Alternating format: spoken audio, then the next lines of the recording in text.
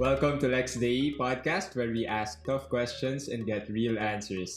I am Rap, isang kabataan na malaki ang pagmamahal sa bayan, and we're on our second season of Lex Dei. I am Raoul Roncal and I teach in the university. I teach theology. I'm also a youth minister, and one of my passions is trying to make a difference in the way young people think. And I'm Alett Nunez, a lawyer and also a teacher. Like Rap and Raoul, I also love this country very much. Welcome to episode 3 of Lex Dei, where we look at things with two lenses, Lex and Dei. Lex, meaning the law or the constitutions or the other statutes passed by Congress. And Dei, meaning God, looking at it from a Christian perspective. According to the Commission on Elections, a total of 18,180 elective positions will be contested sa ating halalan 2022. That's on May 9 next year. And that includes both national and local government positions. Out of these almost 18,000 positions, bawat isa sa atin, meron tayong kapangyarihan na bumoto para sa at least 26 positions. At the national level, of course, meron yung presidente, ating vice-presidente, 12 senador, 1 party list representative, and 1 district representative. Tapos syempre, hindi mawawala yung city or municipality positions, no? Our mayor, vice mayor, councilors, and if we are part of a province, a governor and a vice governor. I don't know if a lot of people know this. Personally, parang nabigla nga ako nung una kong narinig na, ganito pala, kalaki talaga yung election natin next year. Isang bagong gobyerno talaga yung mahahalal sa ating election next year. And so, in today's episode, what we want to discuss is exactly that. Ano nga ba ang nakataya sa halalan 2022? Una sa lahat, Atty Alett and Brother R, siguro magbabanggit ako ng ilan sa malalapit na experience ko. Pupunta pa lang ako sa Facebook, magsascroll ako online. Para akong nagno-novena Kasi mayat-maya yung may mga status updates or profile picture changes about a death of a loved one, or someone asking for prayers because they're experiencing COVID. Not just that, like also minsan yung mga kaibigan ko hearing like how they're experiencing the change in economy, like losing jobs, the difficulty of finding job security during these times. Kung tatanungin ako kung ano yung nakataya, unang-una sa lahat, kabuhayan natin. And hindi lang kabuhayan, yung mismong buhay na natin yung naapektuhan. Kung marami namamatay, marami nagkakasakit, marami hindi nakakapagtrabaho. What the elections next year can bring is hopefully some competence. Alam ko marami sa kabataan ngayon yung na-experience nila parang hopelessness Common sa amin ngayon yung feeling na my youth is wasting away, or why am I experiencing my youth in lockdown? Na parang sobrang stifled lang ng feeling. Wala akong masyadong magawa.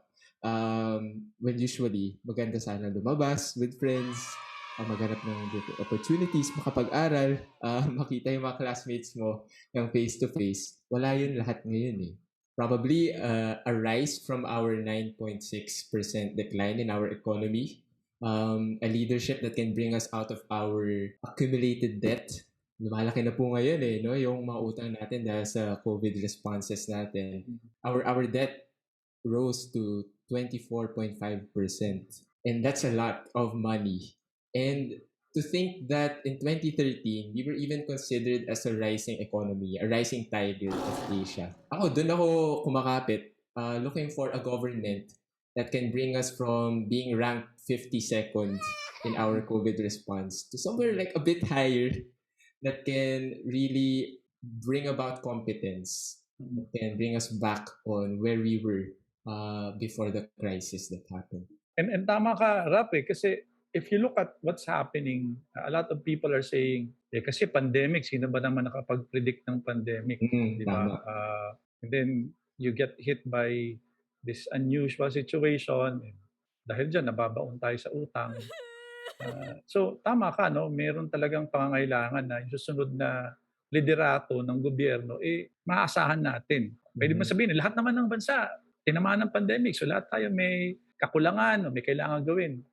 Pero hindi naman lahat ng bansa, merong election ng 2022 na ganito kalawak, gaya ng sinabi mo. May isa pa nga akong concern dyan yung Ano yun, Brother R? imagine mo, dahil online tayo, hindi face-to-face, lahat ng mga tao ngayon sa mga eskwelahan at sa mga university, sa academy, concern namin yung education. Nafo-form ba yung mga kabataan, lalo na itong mga panahon na to? Pwede mo sabihin, maikli lang yung panahon. Ang iniisip ko lang yung mga 18 years old o yung mga kailangang bumoto ng 2022. Pero kahit na yun, kailangan kong isipin, paano kaya natin sila ma-influensyahan? Wala nga tayong medyo challenging nga yung online education ngayon, di ba? Samantalang kung yung edukasyon natin ay face-to-face, baka sakaling mas madali natin matulungan yung mga kabataan na paalalahanan ng sarili nila, dapat ngayon pairalin natin, piliin natin yung mga tao na maganda yung values. Ano yung mga values na yun? Yung bayanihan, yung respeto, yung paggalang. Paano natin may babalik yan sa kalagitnaan ng pandemic na online education? Yung challenge din yan it's something that nakikita ko na hindi siya madaling solusyonan. Mahalaga yung 2022, mas mahalaga pa yung paano kaya natin ma-influence yung mga kabataan. Tama yan, Brother Arno. You spoke of values. And right now, sa government natin, di ba, parang hindi imbued with values yung mga public statements na naririnig natin sa mga government officials natin, right? And that impacts a lot on our youth, right? Ano yung makukuha nila if there's always green jokes, misogynistic remarks, right? Or rape jokes na tinatawanan ng mga nakikinig din. So what kind of example can that be can we provide to our youth, no? So the 2022 elections can actually give us a chance and the opportunity to change all this so that we can go back to our Filipino values, like what you said, on an individual level and at the same time at the societal level. Kasi kung titingnan mo yung gobyerno natin, parang mga kung sinong puloy-puloy na lang yung nandun, di ba? But issue ko yan parang magagalang yung mga Pilipino, no? We had before statesman, yung mga speeches nila talagang na-orate, right? Pero ngayon, wala. So we need more statesmanship in our government and also in the way the authority of government is being exercised. No, speaking as a lawyer, I don't see the rule of law being upheld at this time. And the 2022 election can give us the opportunity to change all this, to elect leaders that will respect institutions, that would uphold the rule of law, na lahat pantay-pantay, no? Yung nire-respeto yung mga co-equal branches of government. Ina-allow yung Commission of Human Rights to investigate cases. Hindi yung, di ba? In the past, we've heard na parang tinitrete na bibigyan lang ng 1 peso budget for a constitutional commission. And then we also have the RITM, for instance, di ba? Yung pandemic response natin. And now in the 22-22 budget, parang binababaan pa yung kanyang budget for next year. And in fact, they're doing a lot of good work in this pandemic response. So we have the opportunity in 2022 to elect leaders that will really build up our institutions, that will also bring back the accountability, no? Nito naman recently, we've heard in the midst of the pandemic, kaya ba natin yun? Naririnig natin parang ang evil, right? Yung procurement ng PSDBM. Tama yan. Mamatay na yung mga tao, nagugutom na yung mga tao, and then billions of pesos are being spent without even due diligence. Hindi man lang tiningnan kung sino ba yung mga investors ito. And hindi man lang binigyan ng preference yung mga local manufacturers. We should actually give us the products that we need, and at the same time bring back labor and give labor and work to our labor force. So, but 2022 is exciting. Tama ka, Rap, no?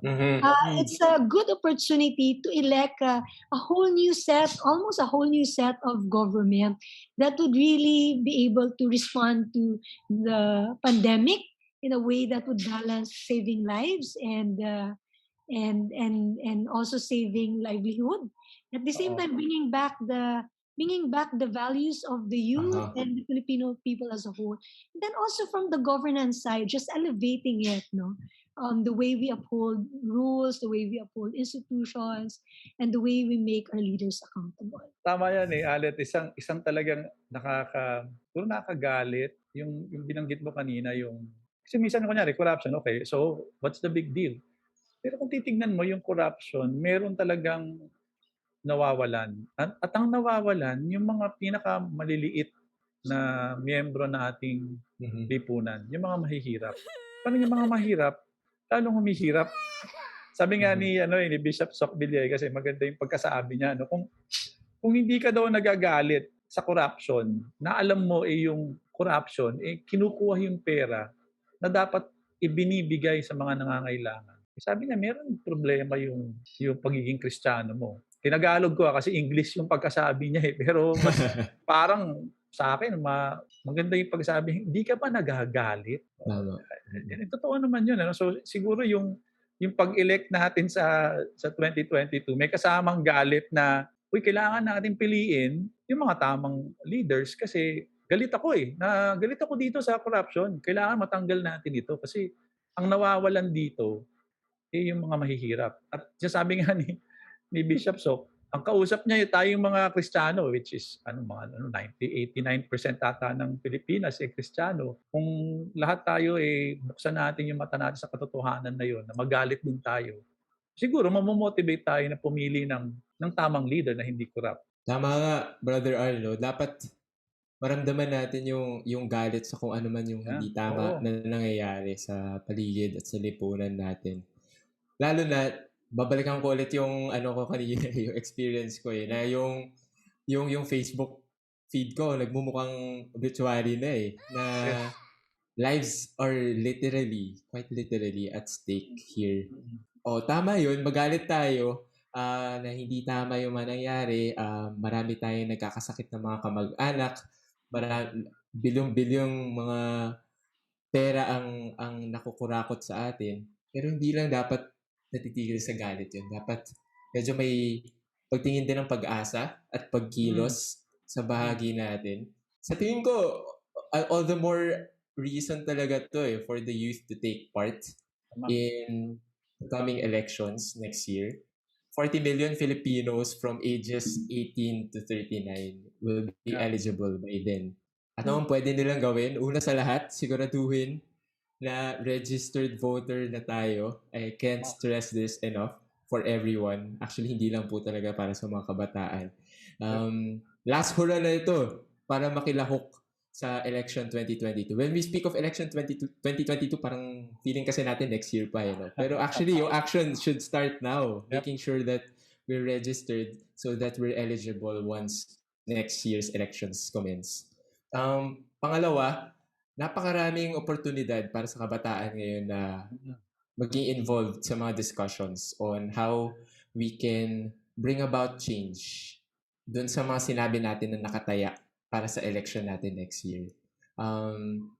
Merong mga organizations who hold different webinars and forums, discussion opportunities like Youth Vote, and maraming iba pa dyan sa Instagram, sa Facebook.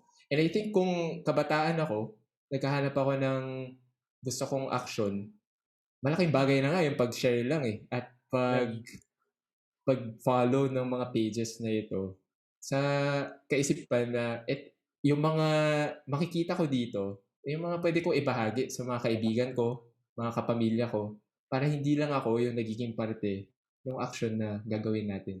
If I may say so, Rap, very important yung pagbubuklod-buklod, no? Magsama-sama kasi yun nga, first episode natin, we said there are about 10 million youth who will be voting for this. So pag nagsama-sama, nagbuklod-buklod, then they can really have that voice and choose the right leaders in 2020. Alam mo, Alett, sundan ko yung sinabi mo yung nagkawatak-watak. Totoo yan, ha? So, di ba, pag sinundan mo yung social media, lalo na nung nakaraang eleksyon, yung dalawang eleksyon natin, ha, talaga nag-aaway yung mga tao. Makulay. Ang pinag-aawayan nila, so, dilawan ka, o makaganto ka. So, para naghiwalay-hiwalay tayo bilang isang bansa. Ngayon, meron kasing konsepto ang pananampalataya natin na lahat tayo mayroong konsensya. Yung konsensya natin, nakatuon yan na madali natin maranasan kung alam mo kung ano yung tama eh. May kakwentuhan nga ako na isang Grab driver eh. Maganda yung niya, yung pananaw niya. Sabi ko, kamusta na? Oh? Malapit ng kahirap-hirap tayo, malapit na yung eleksyon. Sabi niya, oo nga sir eh. Alam mo, talaga naiisip ko, kailangan talaga tayong pumili ng mga taong natutulong sa atin. Tsaka yung aayusin ang ating bayan. Sabi ko, yun, yung bino mo, palang hindi niya sinasabi, ipiliin natin si ganito or piliin natin itong partido na ito. Konsyensya yung nagsasalita. Nagsasabi na, uy, alam ko yung tama, alam kong dapat maayos ito, alam ko dapat hindi corrupt ang mga leaders natin, dapat tutulong sa mahihirap. Siguro nga, baka yung bagay na magkaroon lang tayo ng paninindigan at pananampalataya dun sa parte ng puso natin at tumutuon sa tama. Siguro nga, baka yun ang magbuklod-buklod sa atin eh, yung pare-pareho natin, habulin, kung ano yung tama para sa bayan. Siguro yun ang konsensya eh. Boboto ka ayon sa konsensya mo. Pumipili ka kasi alam mo ito yung tamang gawin. Ito yung tamang leader, ito yung tamang grupo kasi alam mo gagawa sila ng tama. Sana ganun ang mangyari. Sana yun ang maging daan para magbuklod-buklod tayo. Pumili tayo ng mga tamang tao para sa kaunlad ng ating bayan. No? To yan, Raoul, as people choose with their conscience, it's also very important that they read up on the different issues that the country is facing right now. No, importante sa mga kabataan, magbasa-basa, kahit yung mga matatanda. Kailangan din pag-aralan yung mga issues, yung mga concerns natin. Ano ba yung mga importante? So that we are informed. And at the same time, when October comes and we find out who the candidates are, it's good for us to also find out about their track record, about the issues and the kind of leadership, and the kind of vision that we have for our country. Sabi nga ni Rap kanina, we'll be electing at least each one of us 26 positions in government, both at the national and local level. So importante malaman sa bawat posisyon na to, ano ba yung adhikain at panaginip no ng bawat isang kandidato para sa ating bansa. So it's good to read up on that and really make informed choices. Saktong-sakto yung previous episode po natin, maging choosy. Talking about kung paano nga ba pumili ng nararapat na kandidato para sa atin. And siguro our discussion for this episode has been a good start in bringing about those issues that we're talking about na hopefully this became more concrete to all of us kung ano nga ba yung nakataya para sa atin bilang bansa at bilang Pilipino.